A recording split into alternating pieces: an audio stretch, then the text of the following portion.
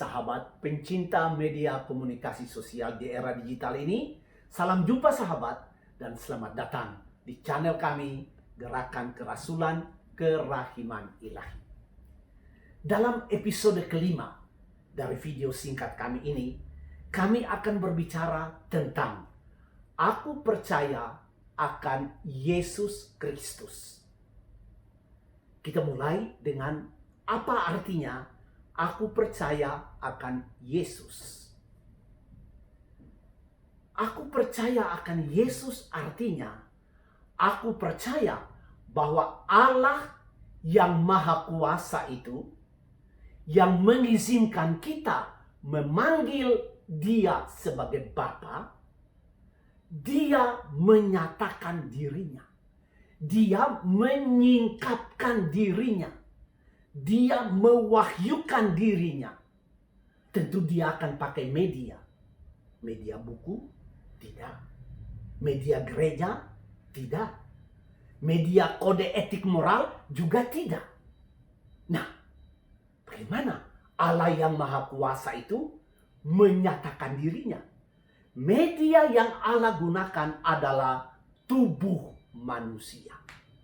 Karena itu, lidah yang memanggil orang yang sudah mati supaya hidup kembali itu lidah manusia. Tangan yang menjamah luka-luka kusta yang menganga itu adalah tangan manusia. Dan kaki yang ditangisi oleh seorang wanita dan menyekanya dengan air matanya, itulah kaki manusia yang tebal kena debu dari perjalanan Galilea ke Yudea. Dan jangan lupa, air matanya itu muncul dari sebuah hati yang luluh seperti hatimu dan hatiku. Jadi memang Allah itu menyatakan dirinya dalam bentuk seorang manusia, dan manusia itu disebut dengan nama Yesus. Maka orang datang kepada Dia di waktu malam. Orang menjamah Dia ketika Dia berjalan di jalanan. Orang ramai mengikuti Dia mengelilingi danau. Orang mengundang Dia ke rumah. Bahkan ibu-ibu itu menghantar anak-anaknya supaya Dia gendong atau duduk di kakinya. Pertanyaan kita, mengapa? Mengapa itu? Karena Dia menolak menjadi patung di katedral yang mewah. Dia menolak untuk berkhotbah sebagai imam di mimbar yang tinggi. Dia lebih suka memilih namanya Yesus. Nama biasa-biasa pada zaman itu. Yesus itu aku percaya bahwa Dia adalah Kristus. Artinya apa? Yesus itu diurapi oleh Allah.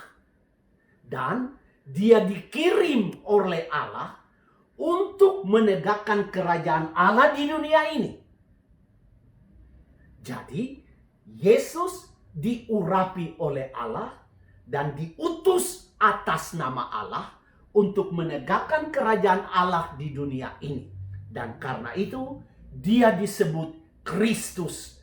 Dia disebut Mesias. Artinya, Dia yang terurapi oleh Allah dan atas nama Allah.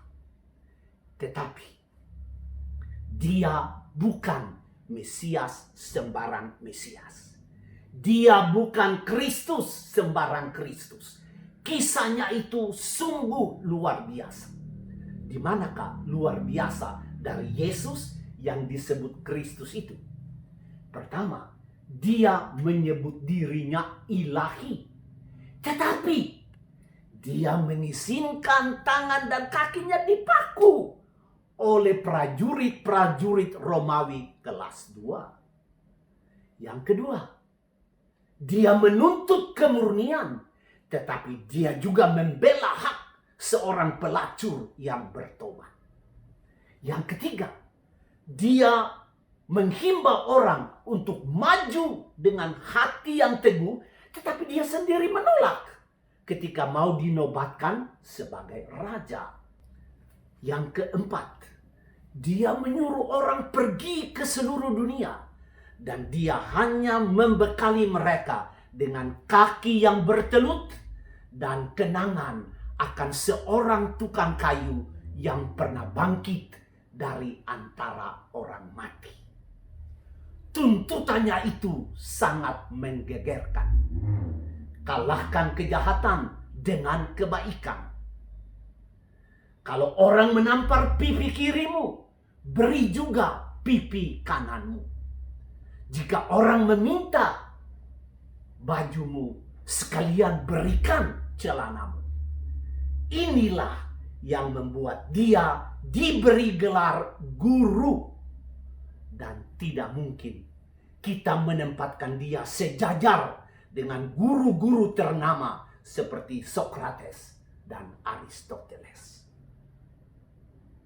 Tidak mungkin pula Kristus itu kita menempatkan dia setingkat dengan para nabi yang pernah diutus untuk mengungkapkan kebenaran-kebenaran ilahi di bumi ini. Kenapa? Karena tuntutannya itu telah meniadakan kemungkinan itu. Dia mengatakan seperti begini, barang siapa mau mengikuti aku, dia harus menyangkal dirinya. Dia harus memikul salibnya dan mengikuti aku. Saudara-saudara, pencinta media komunikasi sosial. Sebuah kesaksian dari seorang yang menyebut dirinya One Solitary Life. Dia mengatakan seperti begini. All the armies that ever marched and all the navies that ever sailed, all the parliaments that ever sat down in sessions, and all the kings and all the presidents that ever reigned have not affected the life of man on this earth as much as this man, Jesus the carpenter, the Son of God. Sampai di sini video singkat kami kali ini. Saya menghimbau teman-teman semua supaya Anda mensubscribe, Anda like, dan Anda share. Kenapa? Kalau Anda mensubscribe, Anda menekan tombol subscribe, artinya Anda berlangganan kebenaran-kebenaran abadi. Yang kedua, jikalau Anda like, itu artinya Anda walaupun masih di bumi ini, sudah belajar akrab bergaul dengan alam surgawi. Dan yang ketiga, kalau Anda share, itu artinya Anda sudah menjadi rasul. Dan jangan lupa, Anda menjadi rasul untuk satu kerajaan yang abadi, yang tidak binasa. Kia ora, tena koe, ka kite anu. Sampai jumpa lagi dalam video-video kami yang akan datang.